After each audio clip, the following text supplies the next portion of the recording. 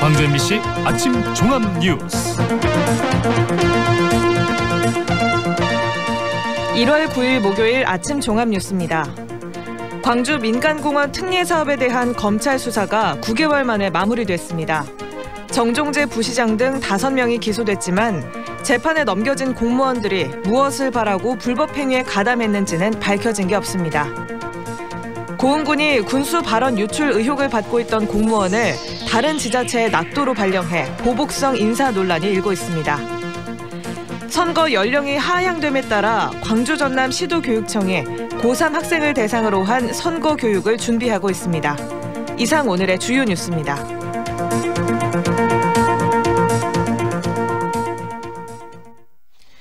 광주 민간공원 특례 사업에 대한 검찰 수사가 이용섭 시장 동생과 공무원 4명을 기소하고 마무리됐습니다.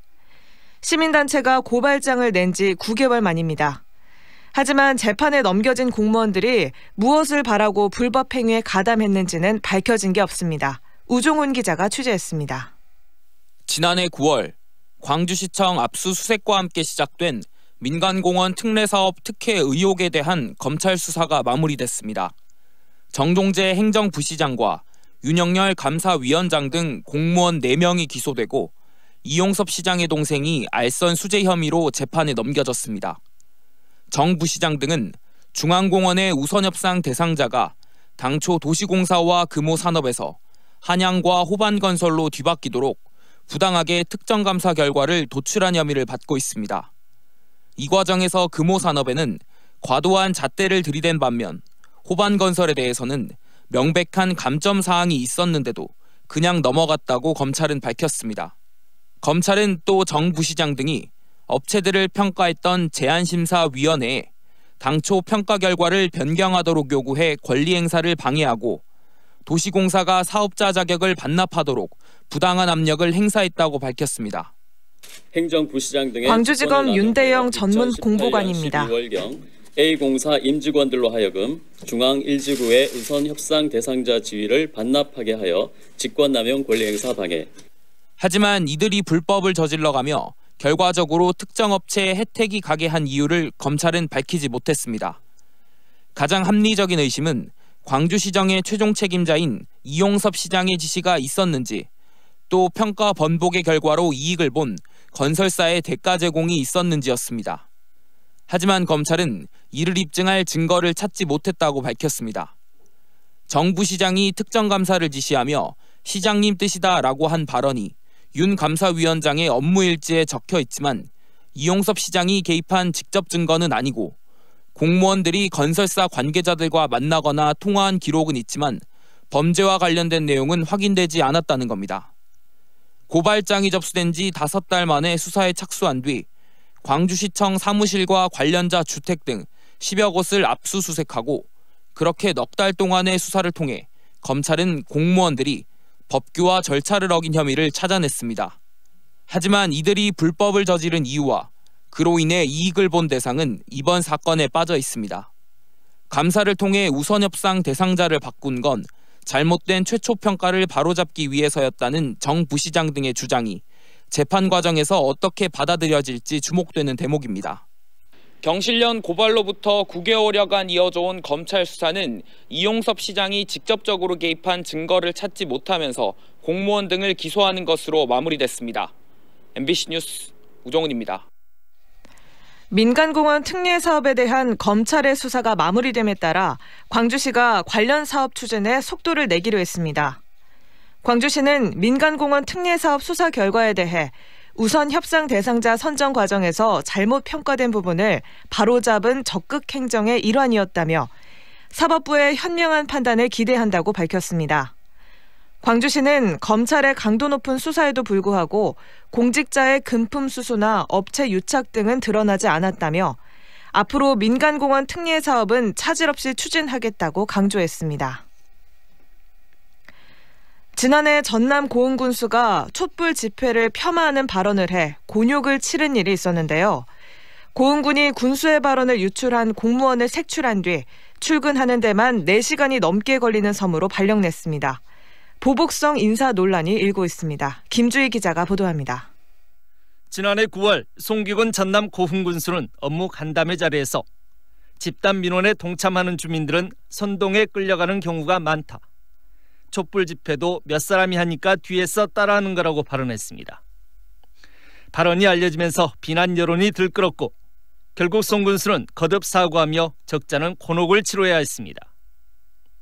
이후 공군은 발언 유출자 색출에 나섰습니다. 예산 400만 원을 들여 포렌식 업체까지 동원했습니다. 결국 공군은 한 면사무소를 특정해 직원들에게 휴대전화 제출을 요구했고 끝까지 제출을 거부한 6급 공무원 A씨가 유출자로 지목돼 인사 조치됐습니다. A씨가 발령된 곳은 공군이 아닌 신안군 홍도. 공에서 차로 2시간을 간 뒤 쾌속선으로 2시간 반을 더 가야 하는 섬입니다. 일단 억울하고요. 고흥군 공무원 A씨입니다. 그런 게 지금 느껴지고 있습니다. 저거 사표 내라는 식으로 뭐 그런 것 같은데 지금 어떻게 해야 될지. 공군은 발언 유출자를 찾으려 한 건 공직기강 확립 차원이며 인사 발령도 자치단체 간 인사 교류였을 뿐 보복성이 아니라고 해명했습니다. 신안군에서 고흥군 송민철 행정과장입니다. 파견 요청이 왔습니다. 네. 그래서 이제 그거에 대해서 우리가 검토를 해서 그 자체 파견 기준을 만들어서 그 중에서 한 명을 선발해서 보낸 셈입니다. A씨 지인들은 이번 인사가 명백한 직장 내 괴롭힘이라며 국민권익위원회에 보낼 탄원서를 작성했습니다. MBC 뉴스 김주입니다. 선거법 개정으로 선거 연령이 만 18세로 낮춰짐에 따라 광주 전남 시도교육청이 고3 학생을 대상으로 한 선거 교육을 준비하고 있습니다. 광주 전남 시도교육청은 전국의 다른 교육청과 함께 2월 말까지 공동 선거교육 자료를 개발해 일선 학교에 배포하고 학내 정치 활동을 금지한 학교 규칙 등을 선거법 개정에 맞춰 손질하기로 했습니다. 내년 총선에서 광주 전남의 고3 유권자는 만여 명으로 추산됩니다. 최근 MBC가 보도한 전남 지역 교복 업체들의 가격 담합 의혹과 관련해 전남도 의회 교육위원회가 유감을 표명했습니다. 교육위원회는 조례를 개정해 교복 구입비를 지원한 것은 학부모 부담 경감과 보편적 교육복지 실현을 위한 것이었다며 교복 업체들의 가격 담합 인상 의혹에 대해 도교육청 차원의 점검과 공정거래위원회 고발 등을 주문했습니다. 올해 광주 비엔날레의 주제가 떠오르는 마음, 맞이하는 영혼으로 확정됐습니다. 광주 비엔날레 재단은 확장된 마음의 스펙트럼을 예술적이고 학술적인 의미로 살펴본다는 의미에서 주제를 이같이 정했다고 밝혔습니다. 또 이 같은 전시 주제 안에서 5.18 40주년에 맞춰 저항운동과 민주화 운동에 대해서도 예술적인 시각에서 고찰하기로 했습니다. 전남도청 소재지인 무안남학과 나주 혁신도시를 잇는 국가지원 지방도 49호선이 오늘 오후 6시부터 전면 개통됩니다. 나주 동강에서 무안 1로를 잇는 이 구간은 왕복 4차로로 총 연장 14.5km이며 국비 등 2천억여 원이 투입돼 착공 10년 만에 완공됐습니다. 전라남도는 이 국지도 개통으로 도청에서 나주 혁신도시까지 이동거리가 고속도로를 이용할 때보다 18분 단축된다고 밝혔습니다.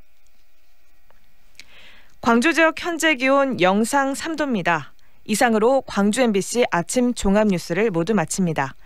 지금까지 진행의 이유진이었습니다. 현재 시각 8시 9분입니다.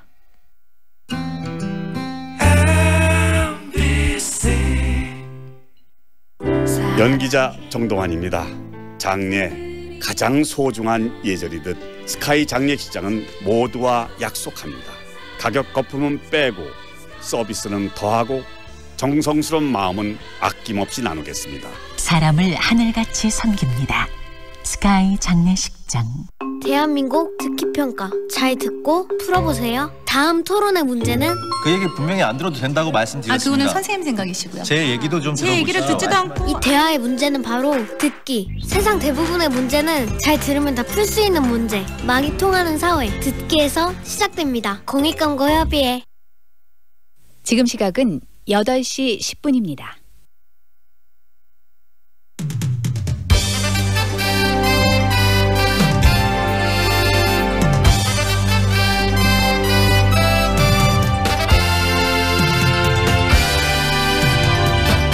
황동현의 시선 집중. 황동현의 시선 집중 특집 2020 21대 총선 그리고 호남의 선택 두 번째 시간 3부 시작합니다.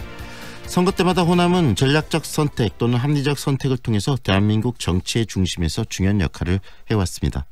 21대 총선 호남은 어떤 선택을 할 것인가. 그래서 전국적으로도 주목을 받고 있는데 오늘은 담양 한평 영광 장성 선거구의 김선우 예비후보자 그리고 광주 동남갑 서정성 예비후보자와 함께하고 있습니다. 전하는 말씀 듣고 계속 이어가겠습니다. 세상을 밝히는 밝은 미소와 광주여자대학교 여성이 열어가는 따뜻한 미래 광주여자대학교 가련한 지성과 아름다운 가을 화려한 사관학교 광주여자대학교 이대리를 불러 숫자 2만 눌러 062 둘둘둘에 둘둘둘둘 이대리 대리운전 062 누르고 2번만 읽어봐 이대리 대리운전 눌러 062 둘둘둘에 둘둘둘둘 이대리 대리운전. 이사님, 이사는 어디가 좋은가요? 당연히 OK 익스프레스죠. 일반 이사 및 포장 이사 그리고 사무실 이사까지 고객이 OK 할 때까지 공짜 전화 080-383-1000번. 저렴한 가격에 서비스는 만족입니다. OK 익스프레스 080-383-1000번. 안녕하세요. 대한상공회의소 광주인력개발원입니다. 취업의 기술 인생의 마술 술술술술술 배워볼래. 취업의 기술 인생의 마술 착착착착착 설계할래. 광주인력개발원 2020학년도 신입생 모집 12월 1일부터 3월 2일까지. 광주광역시와 기업지원 유관기관이 함께하는 기업지원 시스템. 기업의 애로사항을 온라인을 통해 빠르고 편리하게 해결해드립니다. 간편한 상담과 빠른 정보 검색이 가능한 기업지원 시스템. 검색창에서 광주광역시 기업지원 시스템을 검색해보세요. 황동현의 시선 집중 듣고 계시는 지금 시각 8시 12분 30초 지나고 있습니다. 지금 여러분께서는 광주 동남갑 서정성 예비 후보자 그리고 담양 한평 영광 장성의 김선우 예비 후보자와 함께 2020년 이 총선 21대 총선이 갖고 있는 의미 그리고 예비 후보자로서의 어떤 어려움 또 자세 생각들에 대해서 이야기를 듣고 있습니다. 먼저 시민들은 21대 총선을 어떻게 이해하고 있는지 들어보겠습니다.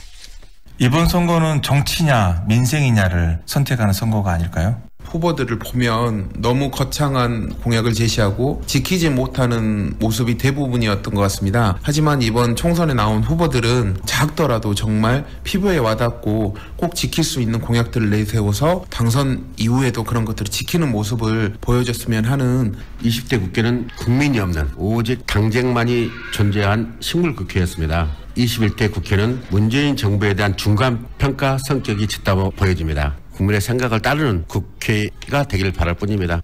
시민들의 이야기를 좀 들어보셨는데요. 어떻습니까? 이 시민들의 이야기를 통해서 21대 이 총선이 갖고 있는 의미를 좀 짚어볼 수 있을 것 같은데 서정성 후보 먼저 이야기를 해 주시겠어요? 어떻게 이해하고 계십니까? 네, 방금 시민들의 의견에 동의를 하는데요.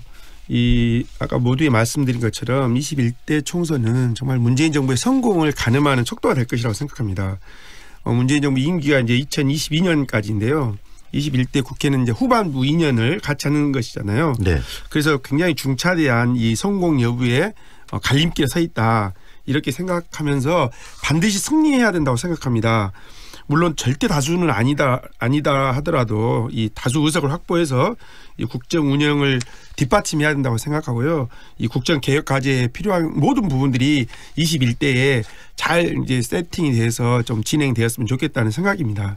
네, 한 가지 더 말씀드리면 이제 광주에서 이제 호남이라는 지역에서 보는 21대 총선을 좀 그 중요성을 좀 말씀드리고 싶은데요. 지금 아시다시피 20대 총선에서는 호남에서 더불어민주당이 좋은 성적을 거두지 못했는데요. 최근 여론조사에 문재인 대통령과 또 더불어민주당의 압도적인 지지가 호남에서 지금 나오고 있는데 전국 지지율을 많이 버티고 있다고 봐도 무방하다고 생각하는데요. 이번 21대 총선을 통해서 이 호남 지역 또 더불어민주당에서 이 지역이 다시 집권당의 좀 지위를 찾았으면 좋겠다. 이런 말씀 좀 드리고 싶습니다. 김선우 후보도 한 말씀 해 주시죠. 어떻게 우리 시민들의 목소리를 들으셨어요? 시민 여러분들 이야기 듣고 깜짝 놀랐습니다. 모든 국회의원들이 너무 공약을 남발했기 때문에 제발 좀 공약을 잘해달라는 이야기잖아요. 네. 저는 그렇게 생각합니다. 저는 지역이 4개인데요. 4지역의 모든 공약을 할 수가 없습니다. 그래서 저는 1년에 한 개씩 공약을 실천하겠다 이런 정신으로 다니고 있습니다. 그리고요. 그런 기초적인 걸 하면서 현재 문재인 정부 성공을 위해서는 도울 건 돕고 견제할 것은 견제해야 합니다.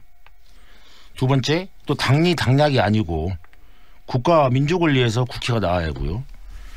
세 번째는 우리가 2017년 촛불혁명으로서 새로운 정부를 탄생시켰지 않습니까? 네. 그러면 그 촛불혁명 안수와 민주주의를 안성시키는 21대 국회를 만들어야 합니다. 가령 이런 거죠. 우리들이 보면은 21대 총선은 실질적으로 9세대 정치, 적폐 세력들 이런 것들 다 척결하자는 선거입니다. 다 그렇게 하고 계시고요. 네. 그러면 우리가 이런 대안한 정치를 못 만들면 정권 주체로서 역량이 부족하다고 비판을 받게 돼 있습니다.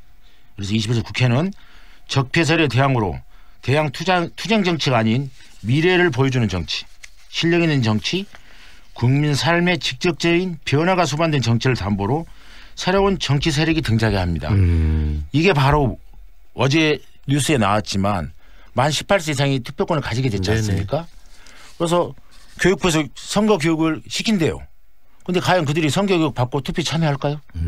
그러면 이들은 권리당원도 아닙니다. 예를 들면 당에서 입장에서 보면. 그런데 이들을 어떻게 권리당원으로 인정해 줘야 할 거 아니에요? 그러면? 이들도 투표권을 줬는데 그럼 후보자 선택권을 줘야 할 거 아닙니까? 경선부터. 그런 걸 연구해야죠. 50만 명이래요. 굉장히 중요한 이야기네요. 네. 그 더불어민주당 내에서도 이 권리당원으로서의 어떤 권리를 주기 위해서 고민이 필요하다라는 이야기시죠. 그러니까 그 말입니다. 권리당원은 돈을 내야 합니다. 1,000원씩 내야 하잖아요. 학생이 1,000원 낼 수도 있고 안 낼 수도 있어요. 그러면 돈을 안 낸 청년 의원들, 이 청년 18세 이상의 유권자들을 당에서 당규를 고쳐서 참여를 시켜야 한다는 거죠. 청년들 정치 참여하래요. 그런데 얘들은 권리가 없지 않습니까? 권리 당원이 아니기 때문에. 그런 부분에 대해서도 고민을 좀 해야 될 것 같고요. 그렇죠. 네, 18세 이상 투표에 대해서 좀 이야기가 나왔으니까. 네, 그렇습니다. 제가 이번에 이제 고3 학생들이 이제 졸업을 하잖아요. 네. 그 친구들이 이제 전부 투표권을 가지게 되니까 제 아들이 이제 졸업을 합니다. 아들하고 아들 친구들하고 이야기를 나눌 기회가 있었는데 전혀 관심이 없습니다. 이 너희들은 무엇을 앞으로 꿈을 위해서 무엇을 했으면 좋겠는가.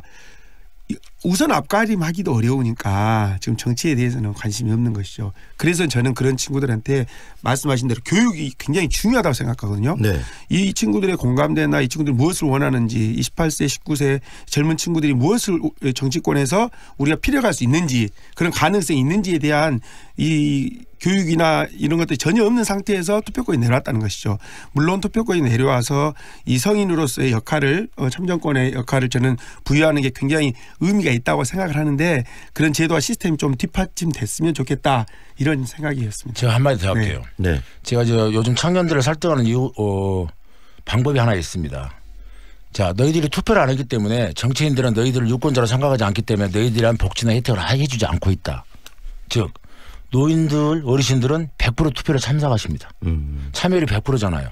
그분들 선거만 되면 그분들이란 복지가 엄청 늘어나요. 네. 근데 청년들은 투표를 안기 때문에 걔들이란 복지에 관심이 없는 거죠. 네. 그러면 너희들이 권리를 주장하기 이전에 투표권을 행사를 하라는 거예요. 네. 제가 청년 1호를 영입을 시켰는데 24살짜리를 네가 불만만 털어지 마. 권리 당원이 돼서 네가 투표를 행사를 해. 네. 그거 보기 싫은 사람 찍지 않으면 되잖아. 두 번째는 너를 위한 사람들, 청년 복지 혜택을 잘하는 사람을 투표를 하라는 거예요. 그게 권리다. 너희들이 뭐 무기력하고 정치에 관심 없다? 그거는 옛날 이야기다. 너희들이 원하는 정치를 뽑으라는 거야. 청년을 대표할 수 있는 정치를 뽑아서 너희들이 권리를 주장할 사람들을 뽑아서 그래야지만 너희들이 살아남을 거 아니에요. 결국 비판하기 전에 적극적으로 참여를 그렇죠. 하라는 이야기시고 네, 그러기 위해서 이 청년들에게 그다음에 네. 새로운 투표권을 부여받은 우리 18세 이상의 또 우리 대한민국의 미래 세대들에게 적극적인 또 교육이랄지 이 민주주의 선거에 대한 정보를 줄 필요도 있는 거 아니겠습니까? 그렇죠. 뭐 투표하는 방법을 알릴 게 아니라 국가뿐만 아니라 그런 것을 이 정당에서 좀 더 나서서 해야 되겠네요. 그리고 투표 당위성을 알려주는 거죠. 네, 청년으로 좀 넘어가면 좀 또 다른 얘기인데요. 네. 사실 청년들 정말 먹고 살기 바쁩니다. 네. 정치권에 대한 실망감과 정치권에서 우리에게 뭘 해줄 수 있는데 이렇게 얘기하는 청년들이 대부분이죠. 금방 말씀하신 대로 청년들이 너희들이 먼저 참여해서 권리 주장해라. 굉장히 옳으신 말씀이신데 청년들이 현실로 입장에 돌아가 보면은 정말 이 정치에 관심을 가지기 어려운 구조라고 생각합니다. 하루하루 살아가기도 힘들다는 말씀이시다. 네, 그래서 더욱더 기성정치 지금 정치권에 있는 분들이 더욱더 청년들을 위한 청년들을 정말 실제적인 참여를 유도할 수 있는 그런 방안들을 먼저 가지고 접근해야 된다는 게 저는 그런 생각이 좀 주장하고 싶습니다. 그 말씀은 네. 맞는데 청년들한테 하고 싶은 이야기 그거예요. 피하지 말라 이거지. 네, 도전하라는 거죠. 김선우 의원님의 말씀에 이제 적극 동감합니다. 너희들이 네. 뽑으라 이거야. 그러면 청년을 대변해서 정치를 뽑아. 나이에 상관없이. 그리고 그 사람을 뽑았는데 못하면 자르면 되잖아. 국민의 권리는 뭐예요? 투표예요. 결국은 그런 표를 부분도 안 찍어주면 되지 않습니까? 그런 부분도 일종의 세대 교체 아니겠습니까? 그렇죠. 정치라는 부분들이 결국은 정치인들도 표를 의식할 수밖에 없기 때문에 표를 주는 사람들의 어떤 관점에서 정책을 펼칠 그렇죠. 수밖에 없는데 청년들이 적극적으로 참여함으로 인해서 그런 어떤 정치할 수 있는 환경과 그다음에 정치인들의 어떤 정책들에 대해 반영할 수 있는 환경을 만들어내야 되는 것이고 그게 또 선거기 때문에 그런 것 같습니다. 결국은 흐름이라는 것은 새롭게 변화되어야 되는 것이고 정치는 생물과 같은 거기 때문에 그런 의견들이 이런 선거 과정을 통해서 잘 반영이 돼야 되는 것이고요.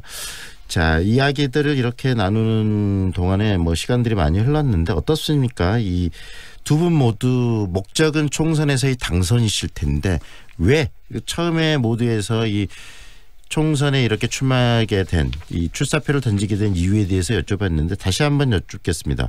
만약에 당선이 되신다면 21대 국회의원이 된다면 꼭 하고 싶은 일들이 있으실 것 같아요. 그 이야기를 좀 꺼내놓으실까요? 김선우 우리 후보부터 이야기를 해 주세요. 예. 정치발전 첫걸음은 유권자들의 현명한 선택에서 시작됩니다. 그러면 정치적 갈록이나 정치 세력의 크기에 따라서 국회를 뽑았던 선거가 돼서는 안 되고 이번 총선은 누가 저희 지역인 담양, 한평, 영광, 장성군 발전과 변화의 책임자를 선택하는 내용입니다. 그리고 저희 소멸되는 우리 지역 처음 방송에서 이야기하셨지만 지방 분권, 지방 분열, 지방 소멸 이거를 꼭 제가 해놓고 싶습니다. 말하자면 30년 후에는 잘못하면 저희 지역 담양, 한평, 영광, 장성이 사라질 수도 있습니다. 제 고향이 없어지는 거죠. 그런 걸 실제로 보실 수 있을 겁니다. 소양강댐 막으면 소양강댐 마을이 다 없어지잖아요. 수몰되듯이 고향이 사라져버립니다. 이 고향이 사라지지 않게 할 수 있는 정책을 만들어야겠죠. 그러니까 순간순간에 내가 무슨 예산을 따왔다 의정 보고서에 말을 할 게 아니라 30년 후에 이 지역이 소멸되지 않는 방식의 미래 대안과 정책을 만들어야지 임시 방병적인 1년짜리 정책을 개발하지 마시고 정말 30년 후에로 살아남을 정책들 이 지역에 살아남을 정책들이 많지 않겠습니까? 균형 기촌이라든지 네. 결국 우리 지역이 볼거리 놀거리 즐길 거리가 있는 지역으로서 균형 기촌들이 와서 살 수 있는 지역이 돼서 우리 지역은 절대 소멸되지 않고 정말 살아가고 행복한 지역이 될 수 있도록 그런 정책을 만들 겁니다. 결국은 지역 분권들, 지역이 살아갈 수 있는 여러 가지 정책들, 사람들이 중앙으로 몰리는 게 아니고 지역에 내려와서 살 수 있는 맞습니다. 환경을 만들어내시겠다는 게 예. 가장 중요한 말씀으로 들리고요. 서정성 후보도 한 말씀 해주시죠. 네. 저는 정말 국민들이 바라는 소통하는 정치인이 되고 싶은데요. 꼭 당선이 되어서 제가 준비하고 살아온 과정들 이 능력들을 정말 지역 주민들 우리 국민들 위해서 펼쳐보고 싶습니다. 제가 좀 말씀드리기는 좀 부끄럽습니다만 제가 의학 박사와 사회복지학 박사를 취득하고 지금은 우리나라 미래의 발전을 위하고 미래로 가는 길이 저는 통일이라고 생각해서 지금 통일학을 다시 공부를 하고 있습니다. 정말 좀 내용 있는 정치인 그리고 정치의 의미를 다시 되새기고 저 콘텐츠를 가지고 정말 지역 주민들과 국민들과 소통하는 그런 정치인이 되고 싶습니다. 또 하나는 정말 이 좀 자신 있게 말씀드리고 싶은 건데요. 이 국회의원 되면은 국민 소환제에 대해서 공론화를 시키고 관철시키는 노력을 좀 해보고 싶습니다. 네. 현역 지방자치단체장들에 대한 소환 제도는 있습니다. 그런데 지금 국회의원에 대한 소환 제도는 없는데요. 국회의원이 정말 제 역할을 못하거나 주민 의견과 국민의 의견과 반대되는 일을 밀어붙이거나 하면은 국민이 전에 소환할 수 있게 해야 된다고 생각합니다. 물론 무조건 하는 건 아니고 국민의 다수의 의사가 확인돼야 되겠죠. 그렇게 되면 이제 국회의원이 제가 당의 눈치나 정치권의 눈치, 여의도의 눈치가 아니라 지역 주민들의 눈치를 볼 수 있는 실질적인 지역의 대표가 될 수 있다고 저는 확신하는 바입니다. 그래서 이런 것들을 잘 모아서 21대 국회의원 우리 김선우 후보님과 꼭 함께 당선이 되어서 22세대 교체를 이루고 또 대한민국의 정치에 희망을 주는 그런 사람이 되고 싶습니다. 네. 지금 뭐 긴 시간이라면 긴 시간이고요. 또 치열하게 논쟁을 하다 보니까 또 짧은 시간이라면 짧은 시간 동안 두 분께서 얘기를 해주셨는데 짧게 혹시나 또 미련이 남으셔서 하고 싶은 말씀 있으면 한 30초 정도씩 해주세요. 김선우 후보자님. 네, 알겠습니다. 제가 꼭 이 시를 읽고 싶어서 왔습니다. 네. 조동아 시인의 나 하나 꽃피어라는 시입니다. 제가 좋아하는 시인데요. 나 하나 꽃피어 풀밭이 달라지겠냐고 말하지 말아라. 내가 꽃피고 내가 꽃피면 결국 풀밭이 온통 꽃밭이 되는 거 아니겠느냐. 이 말은 이 땅의 민주주의는 지역면 한 사람 한 사람이 동참하여 권리를 행사할 때 가는 겁니다. 이번 총선에서 꼭 정치 시인들을 잘 지켜봐 주십시오. 그리고 우리가 서정성 후보와 제가 함께 여의도에서 만나길 바랍니다. 저는 담양, 한평, 영광, 장상에 출마한 국회의원 예비후보 김선우입니다. 감사합니다. 그만큼 치열하게 또 그 예비 후보로 활동하고 계시고 서정성 후보께서도 한 말씀 또 해주십시오. 네, 세대 교체, 뭐 정치의 혁신, 바람 이거 굉장히 중요하다고 생각하는데요. 아무리 똑똑하고 유능한 정치인이다 할지라도 지역 주민과 국민과 호흡하지 않으면 저는 아무 많이 국민들에게 실망을 주고 또 필요가 없다고 생각합니다. 그래서 함께하는 정치인, 소통하는 정치인 되도록 우리 김선우 후보님과 함께 노력하겠습니다. 고맙습니다. 두 분 다 좀 치열하게 또 이야기해 주셨고 감사하고요. 또 뭐 나름대로 열심히 또 좋은 결과 내시도록 노력하셨으면 좋겠습니다. 오늘 직접 스튜디오에 나오셔서 고맙습니다. 예, 수고하셨습니다. 고맙습니다. 황동인의 시선집중 총선 특집 2020 20대 총선 그리고 호남의 선택 3부작 두 번째 시간은 여기까지입니다. 내일은 현역 의원 두 분과 함께합니다. 대한신당의 장병환 의원 그리고 더불어민주당 송갑석 의원을 만나도록 하겠습니다. 내일도 함께해 주시기 바랍니다. 지금까지 연출 황동현, 구성 최은영, 박소희, 기술 최상혁, 진행의 황동현 PD였습니다. 행복한 하루 보내십시오. 고맙습니다. Tell me, princess, now when did you last let your heart decide?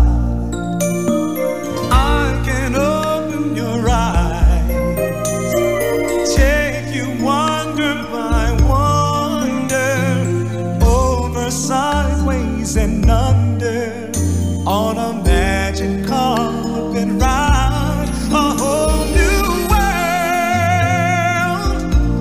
a new fantastic point of view. No one to tell us no, or where to go, or say we're only dreaming. A whole new world, a dazzling place I never knew.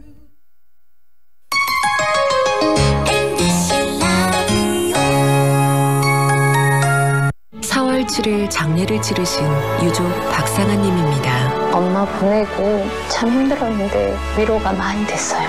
3월 4일 장례를 치르신 유족 전승현 님입니다. 덕분에 잘 치렀습니다. 정말 감사합니다. 진정한 위로 남문 장례식장. 같은 장소, 같은 업무. 그런데 다른 배우? 비정규직을 정규직으로 전환하면 안정된 일자리도 늘리고 생산성 향상으로 상호 윈윈하게 됩니다. 노동이 존중받는 도시 광주시 비정규직 지원센터가 함께합니다. 무료 노동상담 1588-0620. 지식기반 사회를 이끌어가는 조선대학교 대학원. 글로벌 역량을 갖춘 국제 전문가, 창조적 능력을 갖춘 전문인재, 첨단 산업 분야 고급 인재 양성의 요람. 조선대학교 대학원이 1월 3일부터 16일까지 2020학년도 전기 신입생을 모집합니다. 조선대학교 대학원 608-5038. 영산강에 내 이름 그려본다 친구야. 헐헐이 먼저 떠난 먼 여행길. 그대 먼저 떠나가도 나 슬퍼하지 않으리 친구야. 예와 정성을 다하는 나주 애향 장례식장 061-334-9000번. 지금 시각은 8시 30분입니다.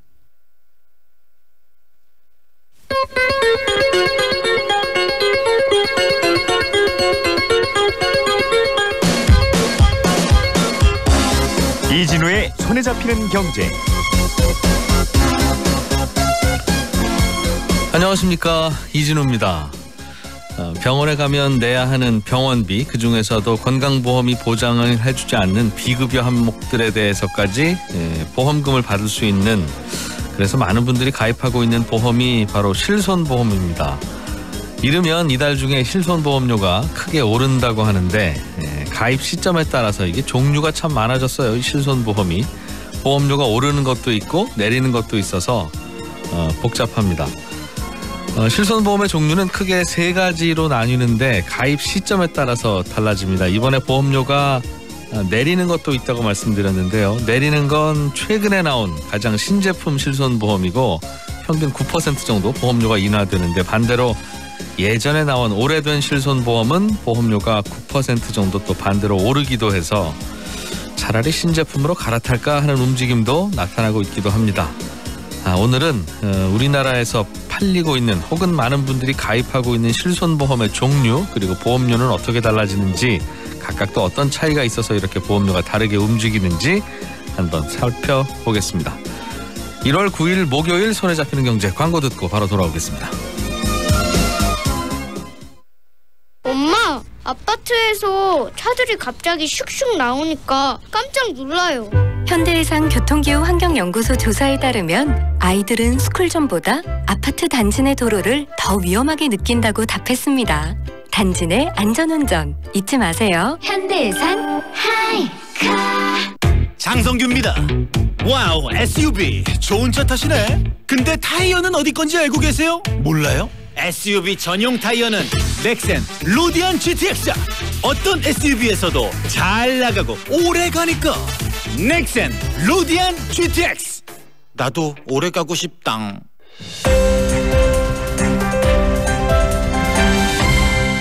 이진우의 손에 잡히는 경제. 경제 뉴스를 먼저 챙겨서 들어보죠. 오늘도 한겨레 신문의 정남구 기자와 함께합니다. 어서 오십시오. 네, 안녕하십니까. 미국하고 이란의 충돌 상황이 상당히 업데이트가 빠르기도 하고 시시각각 변하기도 하고. 우리하고는 밤낮이 바뀐 곳에 있으니까 우리가 조용히 있을 때 뭔 일이 터지고 또 우리가 바쁘게 움직이면 그 다음에 다시 새로운 일이 벌어지고 그러네요. 어제 저희가 잠들기 전까지는 상당히 급박한 상황이었는데 밤에 업데이트된 뉴스들을 보면 우리가 너무 좀 과도하게 민감했나라는 생각도 들 만큼 좀 다른 뉴스들이 들려왔어요. 정리를 좀 해주셔야 될 것 같습니다. 네, 우선 어제 미국과 이란 간의 긴장이 고조되면서 어떤 금융시장, 상품시장에 어떤 일이 일어나고 있는가 잠시 정리를 해드렸었습니다. 금값이 오르고 국제유가가 상승세다. 그리고 엔화 같은 안전통화가 강세고 신흥국 통화는 약세다. 그리고 주가는 전반적으로 소폭 하락하고 있다.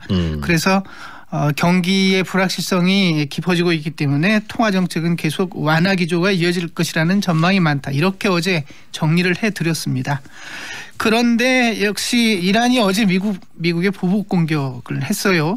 그러자 어제 오전에 이런 흐름이 급격하게 강화돼서 나타났습니다. 그리고 어제 오후가 되자 또 가격 변동폭이 좀씩 축소되면서 시장이 패닉은 아니고 그저 흔들림이 좀 큰 정도에 그쳤는데요.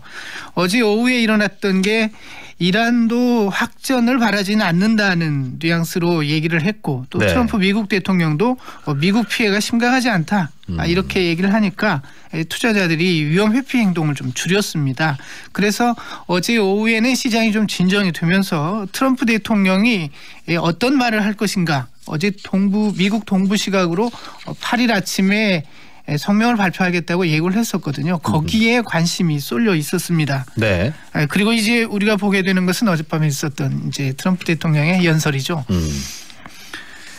보면 지금 금융시장이 굉장히 안정됐습니다. 어젯밤에 다우지수가 0.56% 올랐고요. 올랐군요. 나스닥은 0.67% 오르면서 사상 최고치에 이르렀습니다. 또 한 번 갱신했고. 그리고 국제유가 불안하다고 했었는데 오히려 4.9%나 하락을 했습니다. 이건 현물 가격은 아니고 2월에 결제되는 선물 가격인데요. 그러나 이거 현물 가격의 전망을 반영한 거라면 그렇습니다. 하락폭은 아무 일 없었던 대로 다시 돌아간 정도의 하락폭이네요. 네, 그렇습니다. 오히려 3일 이전 수준으로 내려가는 정도입니다.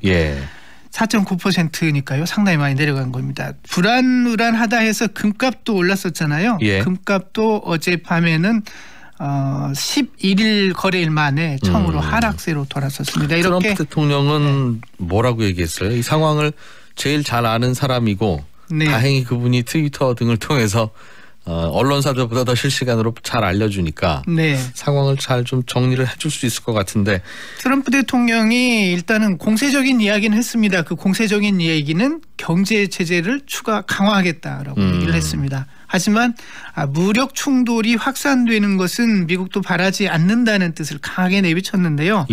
이란은 이제 작전 끝낸 것 같다. 그러니까 더 세게 이제 공격할 일은 없는 것 같다. 이렇게 전망을 하면서 미국이 군사력을 행사하고 싶지는 않다. 이런 얘기를 했습니다. 그러니까 전면적인 무력 충돌은 미국도 바라지 않는다.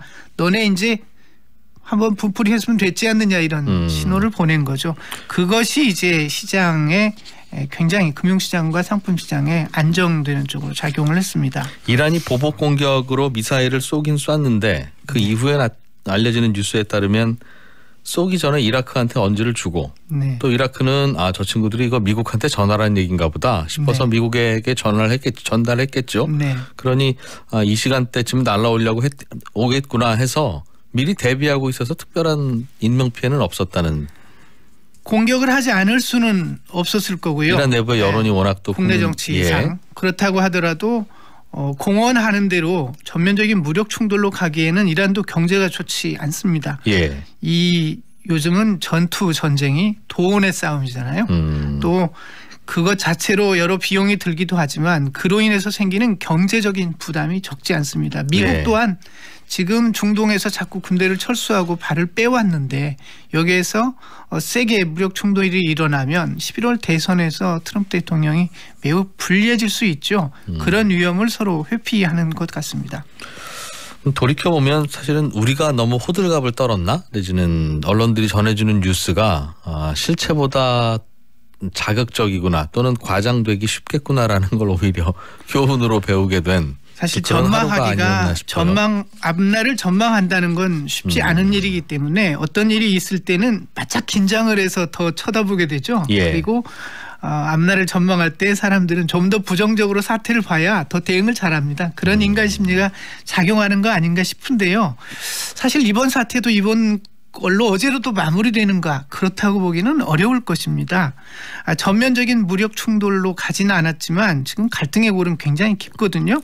이란이 우라늄 농축 제한을 받지 않겠다고 선언을 했습니다. 핵개발하겠다는 이미 갖고 있다는 설도 있습니다. 노골적으로 핵개발을 하지는 않겠지만 어쨌든 핵개발로 가는 길을 열고 가겠다. 우리 이제 말 안 듣겠다는 식으로 나온 거고 미국은 또 경제 제재를 강화하겠다고 했는데 어떤 식으로 강화할지 두고 봐야죠. 이 두 가지 변수가 계속해서 갈등의 불씨로 남아있기 때문에 이게 다 끝난 건 아닙니다.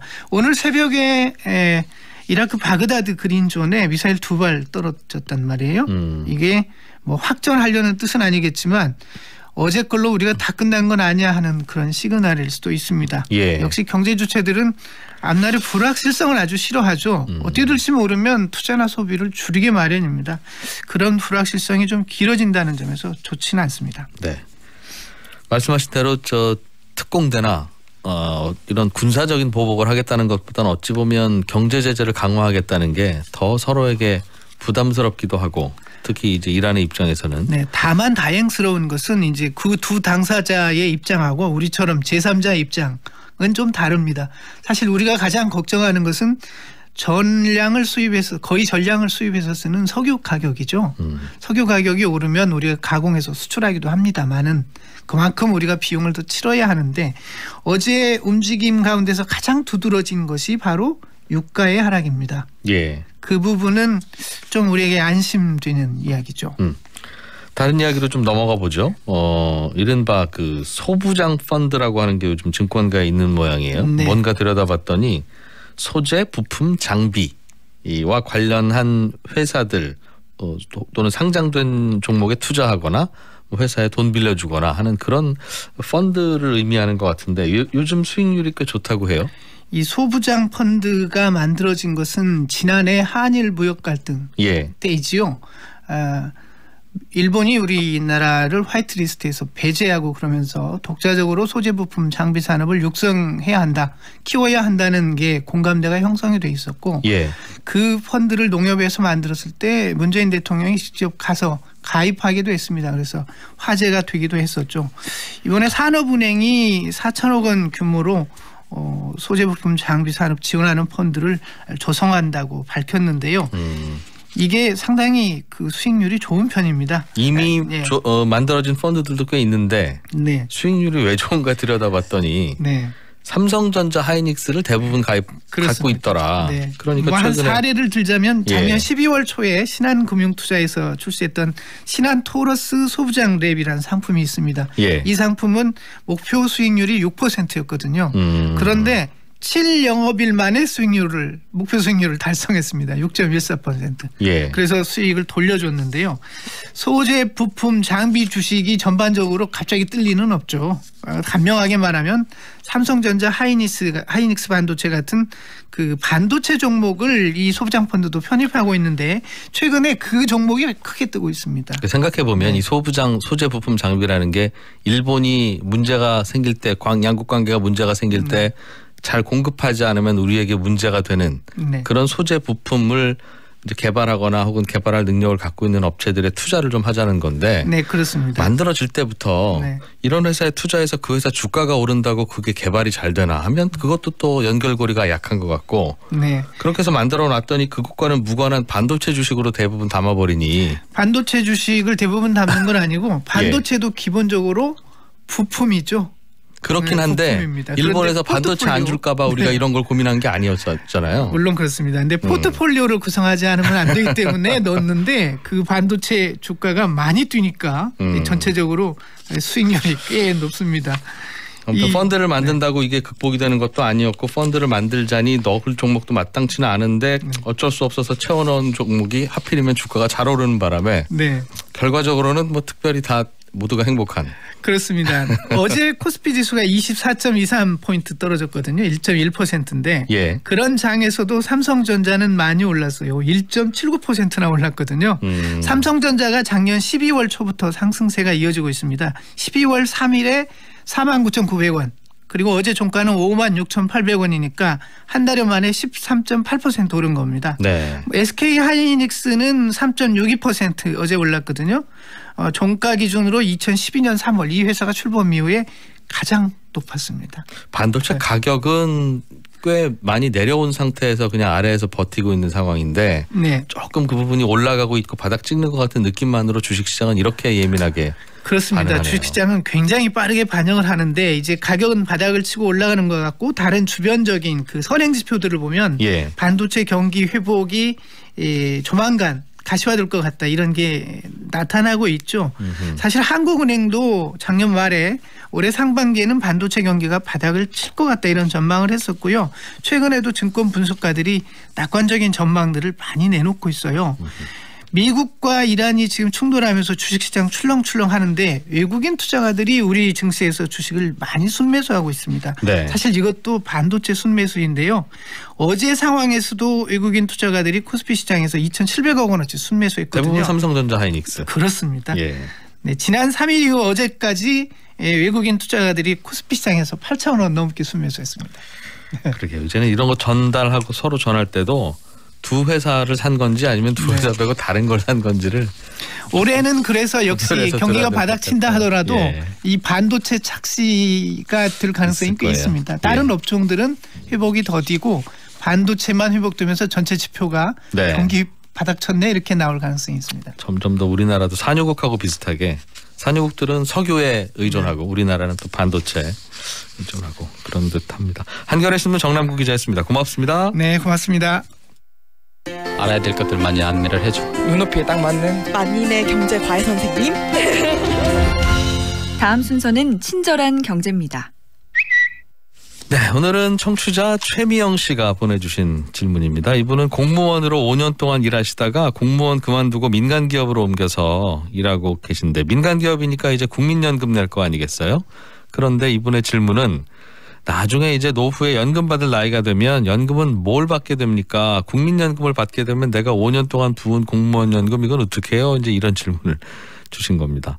요즘엔 이렇게 민간기업 다니다가 공무원이 되기도 하고 또 공무원이다가 다시 민간기업으로 옮기기도 하고 하는 경우들이 있는데 이러면 노후에 공무원 연금도 받고 국민연금도 받게 될까 하는 질문입니다. 그런데 결론부터 말씀드리면 그렇습니다. 둘 다 받을 수 있습니다가 답입니다. 원래 국민연금, 군인연금, 공무원연금 같은 건 20년을 채워야 연금을 주는데 이렇게 공무원 하다가 중간에 나오거나 또 중간에 공무원 되거나 하면 은퇴할 때까지 20년 못 채우게 되는 경우들이 생기잖아요. 예전 같으면 20년 못 채웠으니까 그동안 내셨던 돈 그냥 돌려드릴게요 하고 돌려주고 끝내는데 지금은 국민연금 낸 기간, 공무원연금 낸 기간 더해서 합쳐서 20년이 넘기만 하면 그냥 줍니다. 그러니까 5년 동안 낸 공무원 연금도 무시하지 않고 5년치 연금 내신 걸 계산해서 물론 5년치니까 많지는 않겠지만 연금으로 받을 수 있습니다. 이걸 국민연금 연계제도라고 하는데 쉽게 말하면 무슨 연금이든 이것저것 다 합쳐서 20년치 이상만 부었으면 연금 받을 자격을 드립니다라는 뜻입니다. 예. 이분 입장에서는 연금 주머니가 2개가 되는 거죠. 예. 그리고 공무원 연금은요. 이게 가입 기간 모자랄 때는 국민연금에는 없는 공무원 연금에만 있는 좋은 제도이기도 한데 군복무했던 기간도 공무원 연금 가입 기간으로 쳐줍니다. 물론 그 기간 동안에 보험료는 나중에 따로 내긴 내야 되는데 국민연금은 그런 게 없죠. 저는 군대 다녀왔는 그 기간을 저는 국민이니까 국민연금으로 좀 더 넣고 싶어요 하면 이거는 안 되는데 공무원 연금에 붙이는 거는 가능한 이런 사소한 차이들이 좀 있습니다. 친절한 경제였습니다. 삶의 무게가 제 아무리 버거워도 영차 함께여서 당당한 사람들 잠시 후 9시 5분 여성시대가 이어집니다. 영차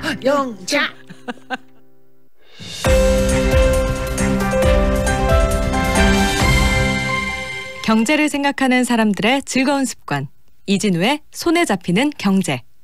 예, 행복자산관리연구소 김현우 소장과 함께 오늘은 실손보험 공부를 좀 해보겠습니다. 어서 오십시오. 네, 안녕하세요. 실손보험은 보험회사마다 다 이름도 다르고 뭐 가입한 보험회사도 각각 다른데 네. 마치 자동차 보험처럼 어떤 회사 걸 가입했더라도 보장하는 건 거의 비슷한. 완전히 똑같습니다.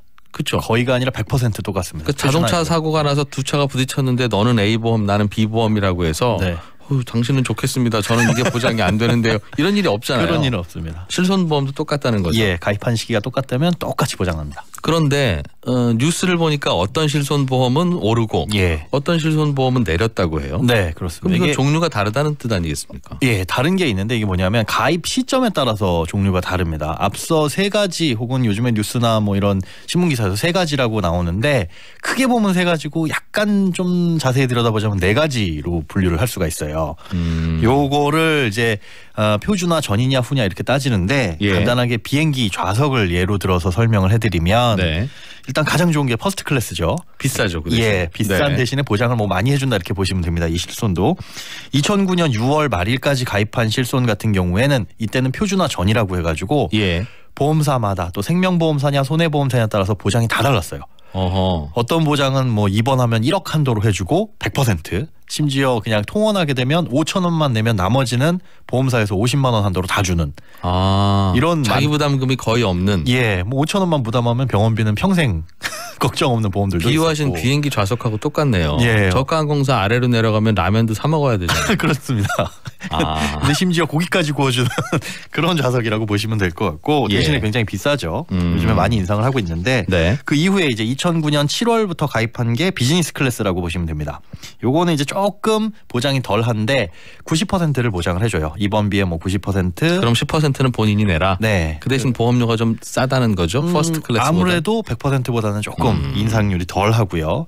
그 다음에 나온 게 이제 2013년 3월. 그러니까 좀 전에 말씀드린 비즈니스부터는 표준화가 됐어요. 이때부터는 보험사마다 다 똑같고 2013년 4월 이후로 가입한 게 이제 한시적 비즈니스라고 좀 보시면 되는데 이게 뭐냐면 이 급여에 대해서는 뭐 80% 혹은 90% 선택을 할 수가 있고 비급여에 대해서는 80%만 보장을 보통 이제 80% 실손이라고 부릅니다. 그러니까 입원하게 되면 내야 하는 병원비의 80%만 보험이 해결해 주는. 네, 그 정도만 해준다 이렇게 보시면 되는데 이게 왜 한시적 비즈니스냐면 이것도 1년마다 보험료가 갱신되면서 올라가다가 15년 차에 재계약을 맺어야 돼요. 본인이 재계약하겠습니다 하면 이제 보험이 연장되는 건데 네. 이럴 때는 어떻게 되냐면 내가 가입 당시의 보장 내용을 그대로 갖고 가는 게 아니라 예. 그때 당시에 판매되고 있는 실손으로 바뀝니다. 아, 그러니까 15년 동안만 이 조건이 적용되는. 네, 비즈니스 클래스 탈 수 있고 그때 가서는 이코노미로 떨어지는. 지금 판매되고 있는 게 이코노미 클래스라고 보시면 되는데 네. 2017년 4월부터 가입하신 분들은 해당이 돼요. 이분들 같은 경우에는 뭐 입원 같은 경우에는 아까 말씀드린 80% 정도를 해주는데 여기서 이제 특수한 게 뭐냐면은 도수 치료하고 MRI 그리고 뭐 마늘 주사 이런 거라고 부르는 뭐 비급여 주사들이 항상 있죠. 논란이 되는. 예, 그렇죠. 이게 뭐 치료 목적이냐 아니냐 꽤 논란이 됐었는데 이걸 네. 아예 그냥 특약으로 분리했습니다. 그래서 이걸 가입하시려면 돈을 조금 더 내고 가입하시고 네. 아니면 빼면 이제 보험료가 조금 저렴하기는 한데 요걸 이제 분리가 가능하다.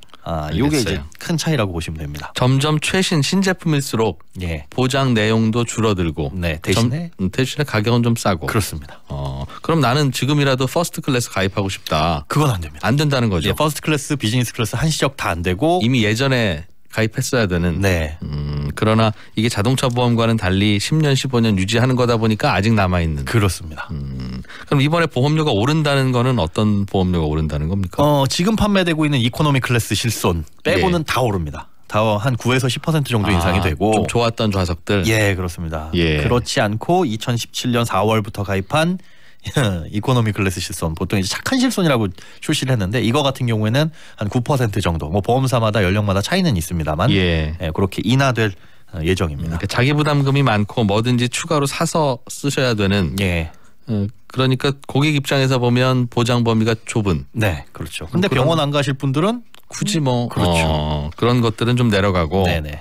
이른바 좀 도덕적 해이라고 해야 되나요? 그렇죠. 그런 게 그냥 가능성이 높은 건 비싸진다 이런 말이에요. 맘 놓고 병원을 갈 수가 있으니까요. 앞서 예. 말씀드린 실손들은요. 항상 표현이 조심스러운 게 그렇다고 아픈 분은 그럼 어떡하냐. 그렇죠. 자기 부담금 자체가 부담이 되는 분도 있을 수 있잖아요. 한 100만 원 정도 나오면 맞습니다. 2, 30만 원을 내 돈으로 내야 된다니까. 네네. 그럼 또 머뭇거려질 텐데. 예. 알겠어요. 비행기 좌석으로 생각하면 이것들이 어느 정도 가격 차이가 나는지는 대략 아시는 분들은 아실 텐데 예. 많이 비싸죠. 비싼 좌석은. 엄청나게 비싸죠. 실손보험료는 어느 정도 차이 납니까? 요게 이제 나이 성별 따라서 다 다른데 40세를 기준하게 되면 지금 판매되고 있는 이코노미 클래스 실손 같은 경우에 MRI, 비급여 주사, 뭐 도수치료 이거 다 포함하게 되면 일반 실손보다 한 16% 가량 저렴합니다. 예. 다른 클래스의 실손보다는. 근데 이걸 인터넷으로 가입하면 그럼 얼마냐? 남자 같은 경우에는 한 11,000원에서 14,000원. 이건 보험사마다 차이가 있는 겁니다. 한 달에? 예, 한 달 월보험료가. 그리고 여자 같은 경우에는 12,000원에서 한 17,000원 정도. 이게 네. 여자분들이 위험률이 조금 높게 나타나는 편이에요. 그런데 이코노미 실손이 아닌 경우에는 월 보험료가 요거보다 한 2, 3,000원 정도 더 비싸다. 예. 실손의료비 특약만 뽑아놓고 보면 그렇게 보시면 됩니다. 2만 원 내외다. 이 정도로 보시면 되겠죠. 알겠어요. 나는 내는 거 막 4만 원, 5만 원짜리인데 하는 분들도 있는 것 같은데요. 이게 뭐냐 하면 실손보험 특약만 있는 게 아니라 다른 보험까지 패키지로 가입하신 분들이에요. 그래서 저는 실손보험 10만 원짜리인데 하시는 분들은 그 실손보험이 아니라 실손보험 말고 다른 거 특약들이 같이. 예. 그래서 실손보험 특약만 놓고 보면 그 보험료는 보험사에 또 문의를 하면 좀 자세하게 알겠어요. 여기까지 설명을 듣고 나면 내가 가입한 건 퍼스트 클래스였구나. 옛날 거 비즈니스였구나라는 분도 알게 있으실 거고 예. 거꾸로 내가 가입한 건 제일 저렴하구나 라고 생각하시는 분도 있을 텐데 수요가 다르죠. 예를 들면 나는 이제 몸이 좀 많이 아플 나이라서 병원비 가능하면 적게 드는 좀 비싸지만 보장 많은 퍼스트 클래스나 비즈니스 클래스로 가고 싶어 하는 분도 있을 수 있고 그렇죠. 거꾸로 알고 나니까 난 굳이 뭐 병원 많이 가는 그런 체질은 아닌가 보네. 좀 더 저렴한 걸로 바꾸고 싶어. 그런 요구도 있을 텐데 양쪽 다 가능해요? 양쪽 다 전환은 안 됩니다. 이코노미에서 퍼스트 클래스나 비즈니스 클래스로 가는 건 안 되고 거꾸로는 안 되고 이미 판매가 절판된 거라 옛날 거를 지금 실손으로 바꿀 수는 있어요. 다만 이제 해약하고 바꾸는 게 아니라 전환제도라고 해가지고 보험사마다 일정 기준을 충족하면 요건을 충족하면 해약 없이 그러니까 아팠던 이력이 있더라도 원래는 보험이 새로 가입이 안 되잖아요. 그런데 요거 같은 경우에는 전환을 할 수 있도록 제도를 마련해 줬습니다. 그러니까 좀 더 저렴하고 보장은 적지만 보험료도 좀 저렴한. 그래서 병원 안 가실 분들은 그렇게 바꾸면 좋은데 알겠어요. 그게 좀 보험회사가 가능하면 고객들이 이런 걸로 가입하셨으면 좋겠다 싶은 상품으로 가겠다고 하면 내심 반가워하면서 그러십시오 고객님 하신다는 뜻인데. 네네네. 바꾸려면 어떻게 전화만 하면 돼요? 네, 그럼? 보험사에 전화를 하셔가지고 바꿔달라고 하면 일단 원칙은 별도의 인수신사 없이 바꾸는 게 이 당국의 방침입니다. 금융위원회 방침인데 다만 보장 범위가 달라지는 경우 있어요. 과거 실손을 안 해주던 걸 요번에 이코노미 클래스 실손에서 해주는 것들 예를 들어 일부 정신질환 같은 경우는 해주거든요. 이런 경우에는 추가적으로 인수심사 그러니까 사전에 그런 질병이 있었는지 여부는 본다. 그렇습니다. 짧게 좀 부탁드릴게요. 갈아타는 게 좋아요? 아니면 최대한 옛날 거 들고 있는 게 좋습니까? 요거 개인마다 다른데요. 입원비의 자기부담금 한도가 어쨌든 두 가지 다 연간 200만 원으로 똑같습니다. 80%든 90%든. 그러니까 그 부분을 좀 생각을 하셔서 나는 뭐 100% 꼭 유지해야 돼 아니면 80%는 너무 아닌 것 같아라는 것도 어차피 돈 많이 드는 입원일 경우에는 연간 없을 수 200이다. 이렇게 보시면 됩니다. 고맙습니다. 잘 들었습니다. 행복자산관리연구소 김현우 소장이었고요. 손에 잡히는 경제는 내일 또 찾아오겠습니다. 고맙습니다.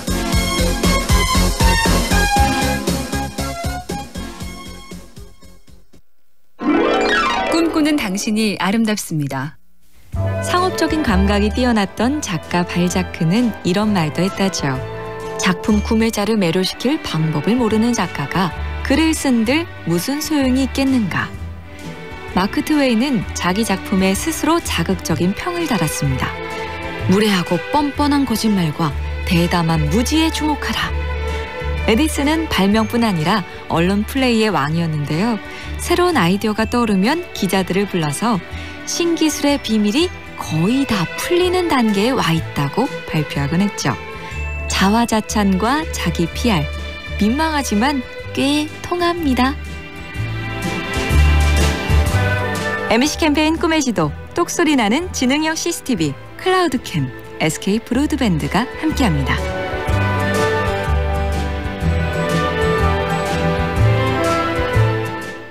지금 시각은 8시 57분입니다. 광주 신우신협과 함께한 40년. 더 행복해지셨나요? 덕분에 사업이 잘 됩니다. 저는 큰 집으로 이사했어요. 사업자 대출, 신용, 담보, 건설자금, 햇살론 등 대출이 필요할 땐 광주 신우신협으로 오세요. 문의 364-6103. 살리고 열로 한번 살리고 전기로 한 번 더 살리고 경제도 환경도 살리고 한국지역 난방공사. 열로 한 번, 전기로 한 번. 에너지 살 틈 없이 2번 살리는 열병합 발전. 열과 전기를 동시에 생산해 에너지 효율은 올리고 미세먼지와 온실가스는 줄입니다. 지역 난방, 지역 냉방, 전력, 청정 신재생에너지의 열병합 발전까지 행복한 에너지 세상을 만들어갑니다. 이 캠페인은 대한민국 친환경 에너지 공기업 한국지역 난방공사가 함께합니다.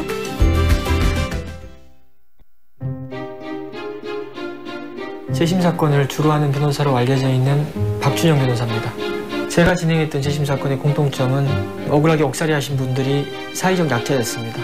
배우지 못한 분들, 가난한 분들, 그리고 장애가 있는 분들이었죠. 사법정의라는 것이 현실에서는 이렇게 공정하지 못하구나라는 생각을 하게 되죠. 갈수록 집회 시위가 많아지고 있습니다. 그리고 높은 곳으로 막 올라가세요. 단식도 많이 하고 힘 있는 사람들의 고통에는 주목해주고 나같이 힘없고 많이 가지지 못한 사람의 고통에 대해서는 관심을 주지 않느냐라는 절규거든요. 그들의 고통을 우리가 똑같이 취급하고 똑같이 대해줬다면 극단적인 선택이나 힘겨운 어떤 투쟁을 할 이유가 없는 거죠. 새해에는 높이 올라가는 사람이 좀 줄었으면 좋겠고 오랫동안 밥을 먹지 못하는 사람이 줄었으면 좋겠습니다. 투쟁의 방식이 조금씩 바뀌었으면 좋겠다. 시스템이 공정하면은 바뀌겠죠. 좋은 사례가 될 수 있도록 더 노력해야겠다라고 생각합니다. 광주 MBC 연중 캠페인 공정, 건강한 공동체 출발점입니다. 이 캠페인은 광주광역시, 한국농어촌공사, 국민무한국제공항 면세점이 함께합니다.